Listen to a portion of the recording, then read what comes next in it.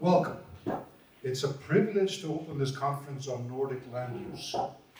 Looking across the room, I see the very cross-section of society required to solve the puzzles of our era. It all started with a meeting in